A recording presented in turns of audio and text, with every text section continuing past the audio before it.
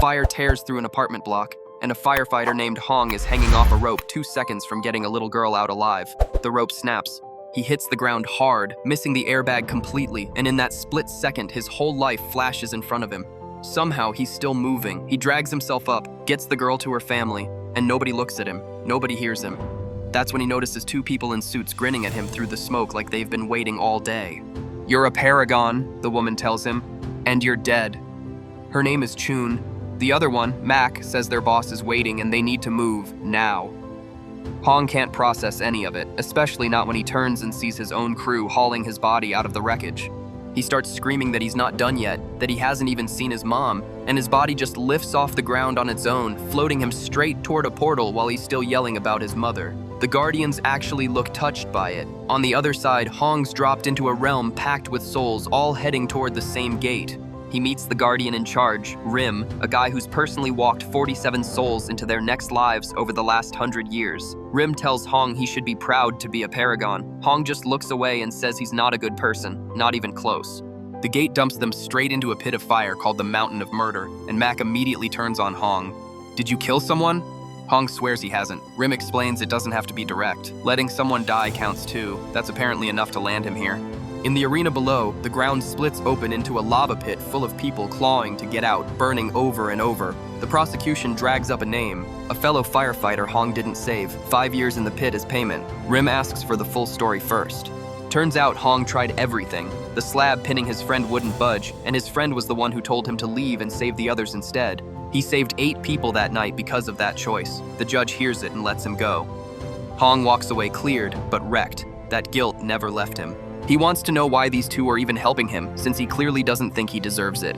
The truth comes out. Chun and Mac made a deal with Yeomra, the king of the underworld himself. Get 49 souls through the trials and into their next lives within 100 years, and the Guardians get to become human. Hong is bargaining chip and burden in one package. Next up is the trial for laziness, and Chun's basically got a highlight reel. Hong's never once sat still in his life, whether that meant getting his whole crew stung tearing into a beehive or smashing a Lamborghini's windshield with his own skull saving somebody's cat off a ledge. The judge is so moved she orders a statue built in his honor on the spot. Then she asks why he pushed himself this hard his whole life. He says, "Money." Wrong answer. She flips the verdict instantly and sends him toward a machine built to grind up the lazy and feed them to the fish. The Guardians scramble and beg her to look closer. The real reason is his sick mother and a younger brother trying to get through law school. He ran himself into the ground for them, never for himself. She drops the charge. They board a boat for the next leg, and it doesn't last long before something's hunting them from the water. Monsters swarm the deck. The captain gets knocked overboard, and Mac ends up holding the line solo, until he drops a stone pillar straight onto the things chasing them. He explains what that actually means. A member of Hong's family has died and turned into a vengeful spirit, strong enough to send monsters after them across realms. Rim goes to check on Hong's family directly and finds the mother very much alive, which only leaves one person it could be, Su, Hong's younger brother. The spirit bolts the second Rim gets close, slipping past him completely.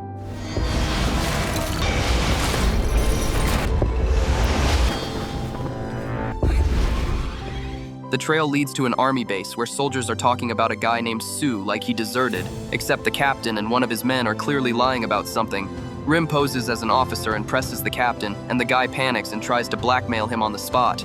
That alone tells Rim everything.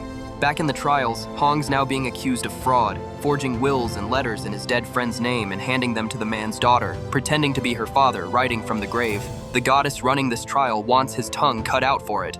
Rim steps in through a mind link and reveals Hong did the same thing to his own mother for years, writing letters claiming he was rich and thriving when he wasn't. It wasn't deceit for gain. It was the only kindness he had left to give people who needed hope more than truth. The goddess lets it go.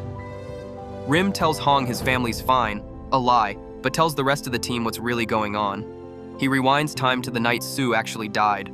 A soldier named Dong accidentally shot him after fumbling the safety, and instead of getting him help, the captain ordered him buried to protect his own promotion. Worse, Su wasn't even dead yet when they put him in the ground. It hits Rim hard, dragging up a memory of his own father being buried alive the same way. Hong's case moves into the realm where people who ignored someone in danger get frozen solid for years. Since saving people was literally his job, he's waved straight through. On the cable car to the next trial, it slips out that every guardian except Rim has had their memory wiped. And in the middle of that conversation, Mac accidentally blurts out that Sue is the vengeful spirit. The shock nearly tears the cable car apart with Hong's grief alone. He pulls himself together just in time to help the others instead of falling apart. The betrayal trial comes next, where people who turned on the people who loved them get sealed inside mirrors and shattered. Hong's never betrayed anybody in his life, so he's through without a scratch. Meanwhile, Rim tracks Sue down in a nightclub, mid-attack on one of the soldiers who buried him. They tear through the sky over the city before Rim finally pins him down with a binding rope. "Forgive them," Rim tells him, "or you're gone for good." Wrong thing to say to a guy who got buried alive by people he trusted. Sue detonates with a shockwave and tears free. Dong can't live with it anymore. Drunk and broken, he hands Sue's mother a map to where the body is buried. She opens it right there, not knowing her dead son is watching the whole thing happen, and that's what actually breaks through to Sue.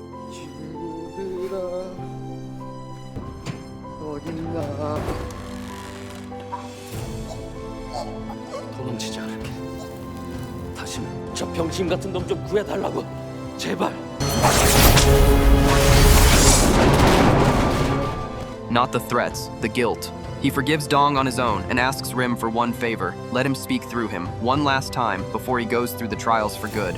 "I forgive you," Sue tells Dong through Rim. "Stop crying over what's already done." Hong, meanwhile, drops into the violence trial through a hole straight into a pit, slamming Mac down with him as he falls, only to catch a falling girl mid-crash on instinct, same as the night he died. They land hard but alive. The charge: he beat his own brother bloody back in high school, a kid already starving from how poor the family was and never once apologized. He ran the next day and never came home again. The judge is ready to sentence him to a literal rock-crushing pit when Chun throws herself in front of it, demanding they hold the verdict until the final trial, gambling every bit of the Guardian's future on it. The real story finally comes out. That night, Sue woke up to find Hong holding a pillow over their sick mother's face, trying to end her suffering the only way his despair could see. Sue stopped him, and Hong, consumed by rage and shame, turned around and beat his own brother instead. He ran because he couldn't live with what he almost did.